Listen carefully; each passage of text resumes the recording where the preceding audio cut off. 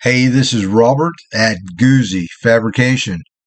MIG welding, thin, Autobody sheet metal. Well, there may be a few things that you don't know. Let's get into it.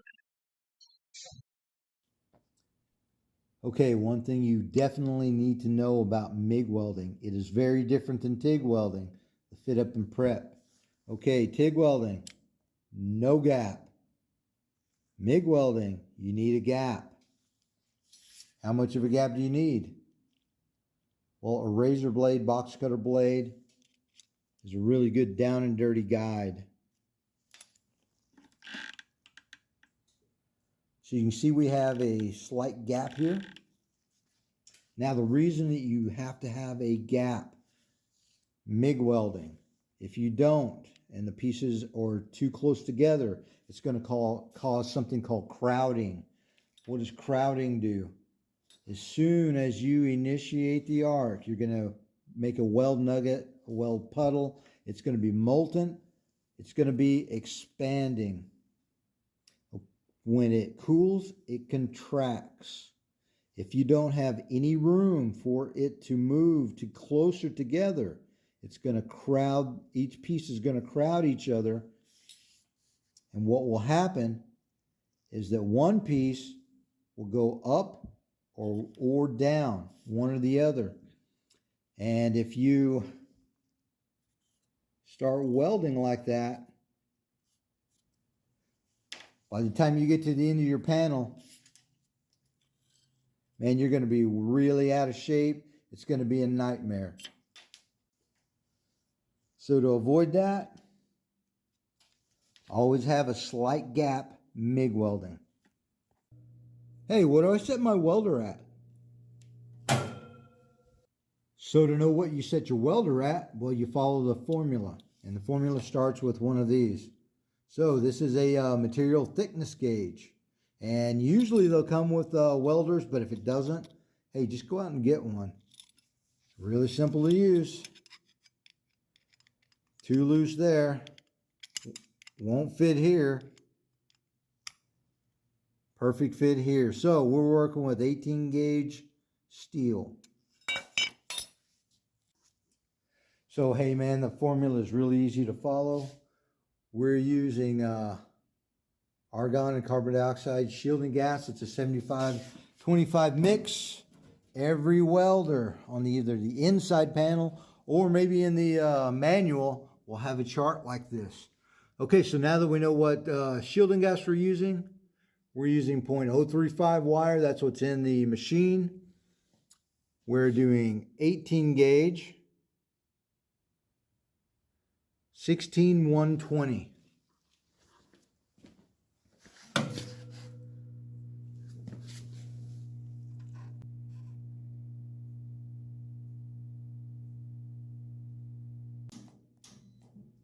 Hey, if you're welding 1/4 inch plate, don't worry about that slag ball.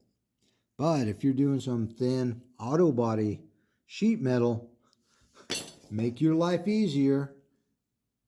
Do this. Because this little slag ball will cause the arc to stutter. You don't want that on thin gauge metal. Okay, you see all of that buildup?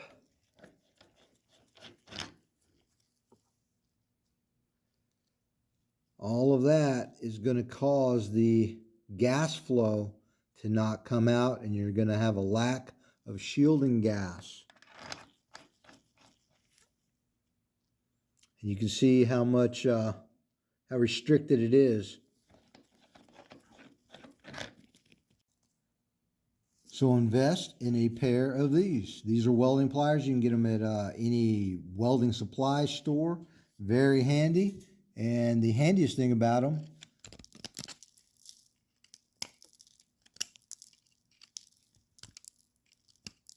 that needle nose will get in there and clean it off, make short work of it. And so these welding pliers have the cutters, plus they have these really handy jaws that you can remove the tips really easily. Okay, here's another pointer. These are called consumables for a reason. Okay, now each one of these tips are marked for the corresponding wire size. This is 035. They do wear out. And if they do start getting worn, man, you can get an erratic weld. So it's always just good practice. These are really inexpensive. Start project off on a good foot. Just replace it.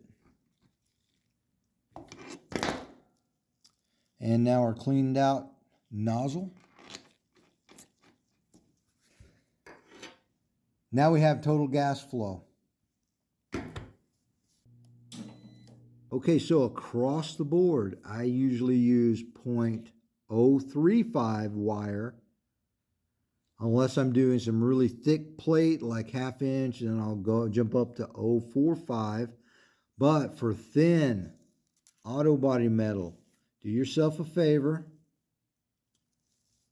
Make your life easier. Use 0.25. You can see the difference in thickness. It's going to make your life much easier starting out.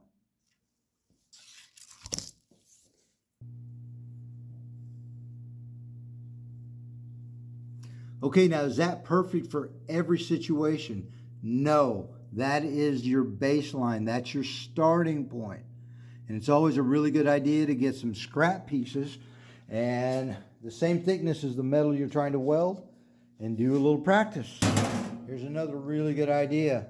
Now, after you start learning your machine and for specific thicknesses of metal, where it works best, what setting, hey, get a piece of tape, put it on top of the machine. Huge help. Yeah, I know it's so easy to overlook, but if you don't get down to bare steel, at least in one spot, to put a good solid ground on, pull this trigger, that wire's coming out. If you don't have a good ground, that's going to interrupt the arc. Bad deal. So it'd be really cool if you could use some of these tips. Maybe you know them, maybe you don't. Beginners usually don't. Here's my last tip. This is the welding lead. That's what it's called. And it ends in the gun.